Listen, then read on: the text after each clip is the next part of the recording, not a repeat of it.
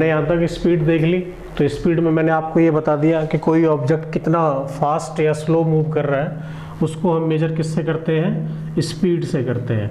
और स्पीड का फॉर्मूला क्या आया, स्पीड का फॉर्मूला आया डिस्टेंस अपॉन टाइम, और इसकी जो यूनिट आई वो क्या आई, मीटर पर सेकेंड। एक क्वेश्चन यहाँ पे हम कर लेते हैं। A car covers a distance of 200 meter in 5 seconds. A cycle covers 100 meter in 20 seconds. Which vehicle is moving fast? कौन सा व्हीकल फास्ट मूव कर रहा है? तो देखिए कार कितना कवर कर रही है, तो कार की स्पीड निकालेंगे तो वो आएगा VC is equal to distance upon time.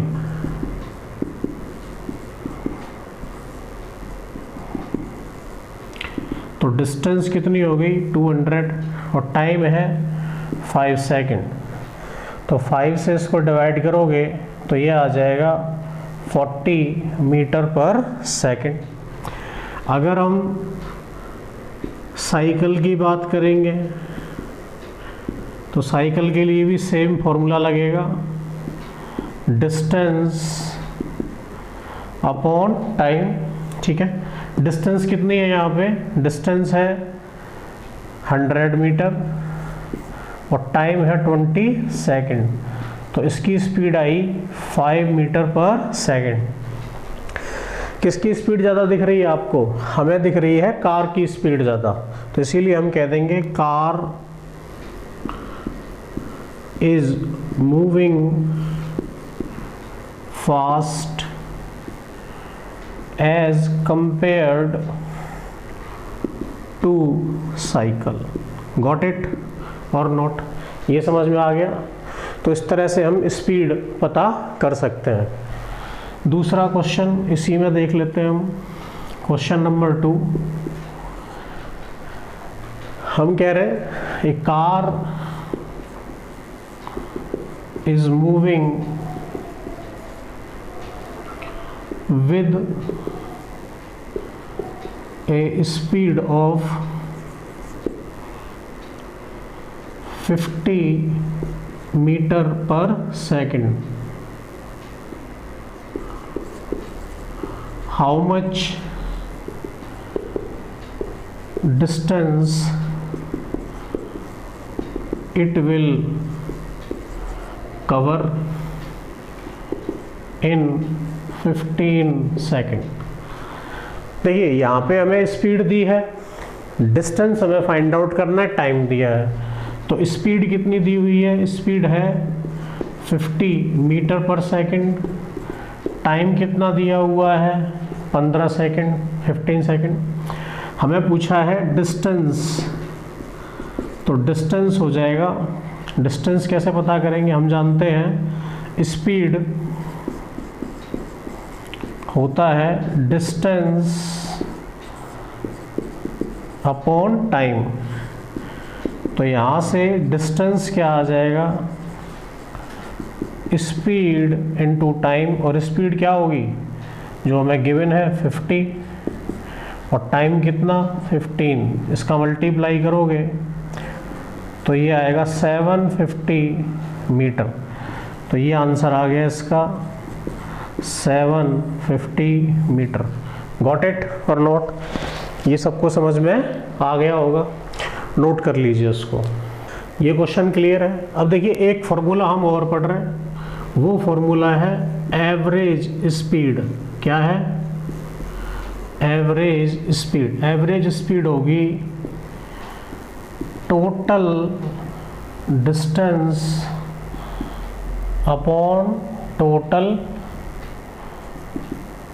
Time. तो पहले एक क्वेश्चन कर लेते हैं, आपको समझ में आ जाएगा। मान लीजिए राम इज मूविंग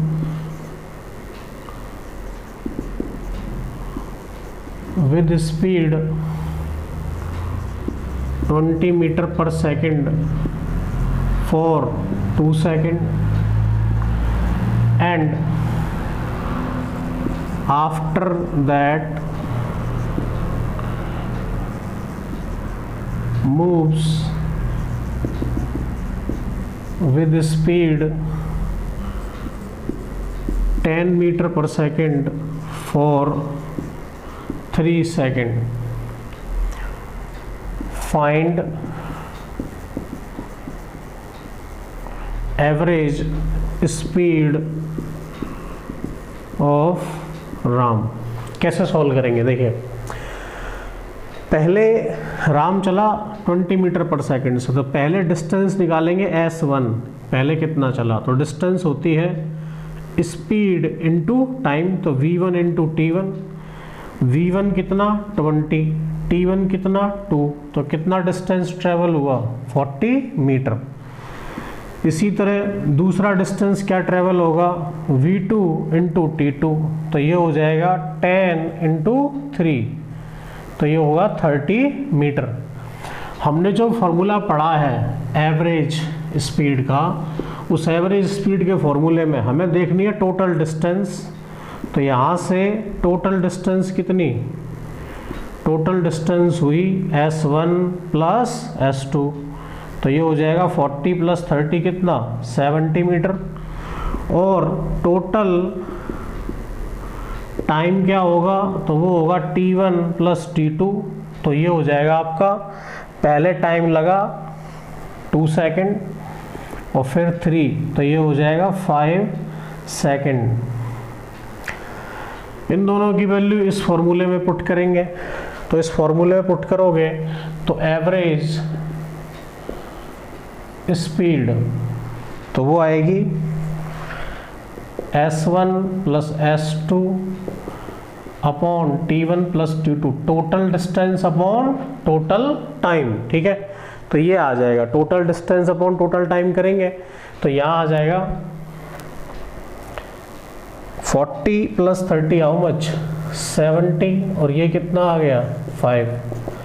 इसको सॉल्व करोगे तो ये आ जाएगा 14 मीटर पर सेकंड। इसे कहते हैं हम एवरेज स्पीड। ठीक है, समझ में आ गया आपको? एक क्वेश्चन और देख लेते हैं।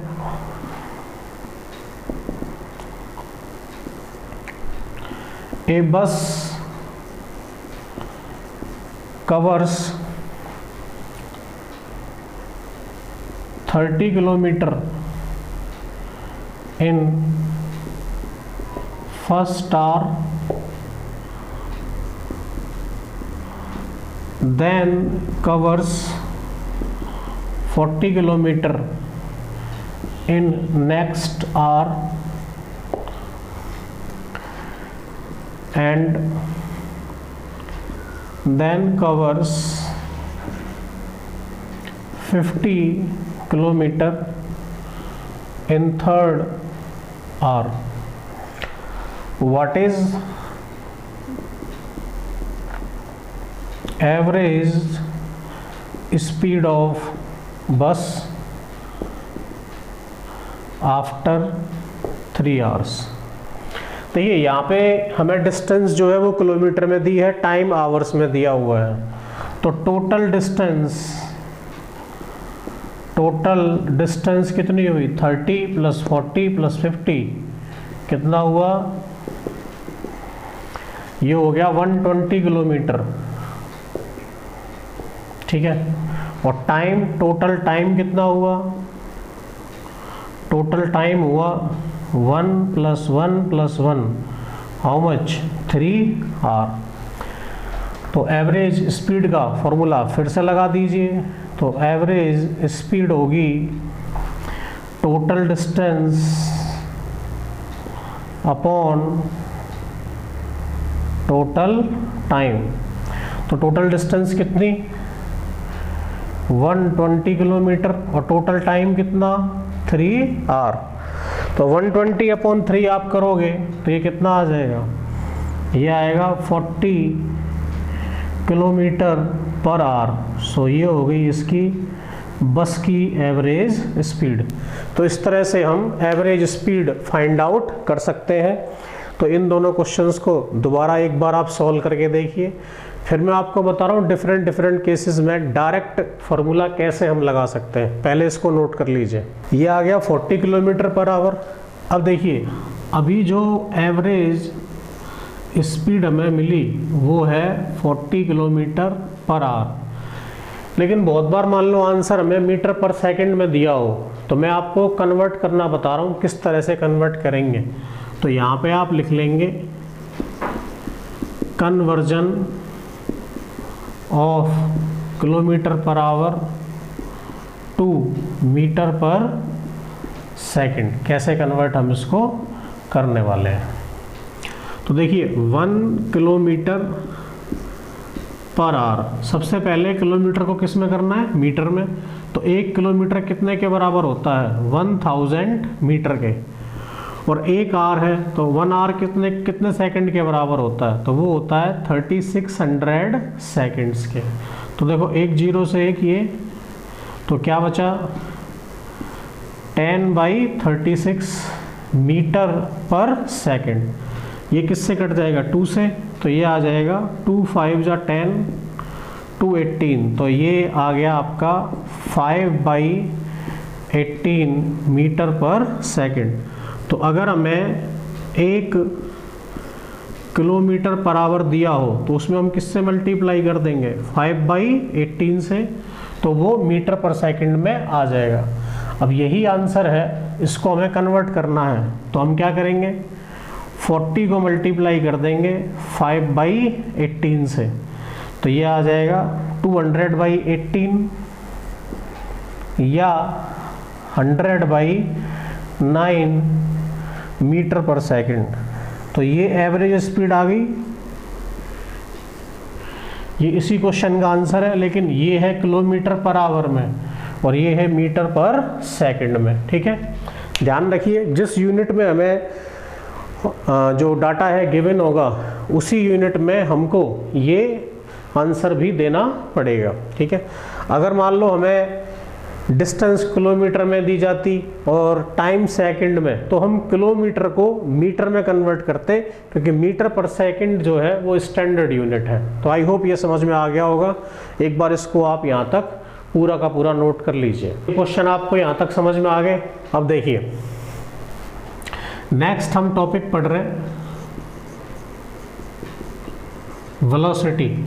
देखिए जो स्पीड हमने पढ़ा हुआ है, स्पीड बिना डायरेक्शन के है। ठीक है, अगर हम डायरेक्शन भी स्पीड के साथ साथ देखें तो उसे हम वेलोसिटी कहते हैं। तो हम लिख देंगे इसकी definition, speed with direction is known as velocity.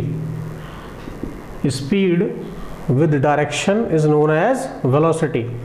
Velocity को हम डिफाइन कैसे करते हैं, तो velocity is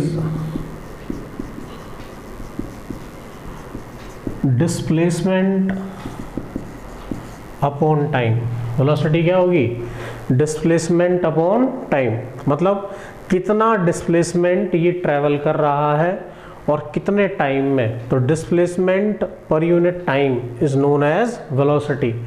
अगेन क्योंकि डिस्प्लेसमेंट को भी हम मीटर में मेजर करते हैं और टाइम को सेकंड में, तो इसकी जो एसआई यूनिट होगी वो भी क्या हो जाएगी, मीटर पर सेकंड। लेकिन ये कैसी क्वांटिटी है, क्योंकि डायरेक्शन भी है, तो velocity is a scalar, sorry scalar नहीं है, ये है वेक्टर क्वांटिटी। क्योंकि डायरेक्शन भी हमें देखनी पड़ रही है, तो इसलिए ये कैसी क्वांटिटी होगी, वेक्टर क्वांटिटी। वेक्टर क्वांटिटी है और डायरेक्शन साथ में हमें देखनी है। कैसे देखनी है, देखो अब मैं आपको बता रहा हूँ, अगर मान लो एक ऑब्जेक्ट है वो इधर 10 मीटर पर सेकंड से जा रहा है, ठीक है, तो इसकी स्पीड हो गई ये 10 मीटर पर सेकंड और डायरेक्शन ये हो गई। थोड़ी देर बाद वो ट्रक या वो ऑब्जेक्ट इधर जाने लग गया, अब उसकी स्पीड अगेन कितनी है 10 मीटर पर सेकंड, लेकिन डायरेक्शन ये हो गई, ठीक है। अब आप ये देखो स्पीड वही है, डायरेक्शन चेंज हो गई, तो हम ये कह देंगे कि स्पीड तो चेंज नहीं हुई, ठीक है, लेकिन वेलोसिटी चेंज हो गई। कैसे? वेलोसिटी पहले थी 10 मीटर इन ईस्ट डायरेक्शन और अब है 10 मीटर इन नॉर्थ डायरेक्शन, तो दोनों में ये डिफरेंस है कि डायरेक्शन दोनों की अलग अलग है, इसीलिए हम यहाँ पे ये कहेंगे कि वेलोसिटी चेंज। तो वेलोसिटी जो है वो दोनों तरीके से चेंज हो सकती है, तो मैं यहाँ पे लिख देता हूँ वेलोसिटी चेंजेस ड्यू टू, पहला चेंज इन मैग्नीट्यूड, या तो मैग्नीट्यूड में चेंज हो जाता, दूसरा चेंज इन डायरेक्शन, तीसरा change in magnitude as well as direction, दोनों में ही चेंज हो जाए तो भी हम कह देंगे कि वेलोसिटी चेंज हुई है, ठीक है।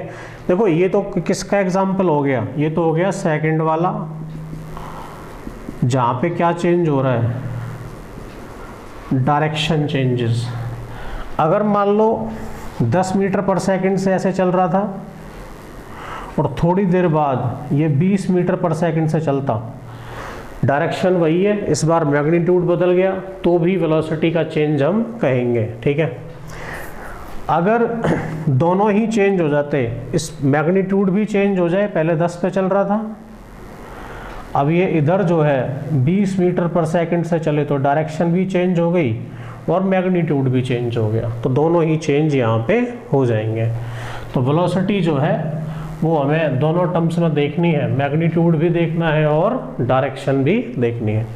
एक क्वेश्चन कर लेते हैं हम।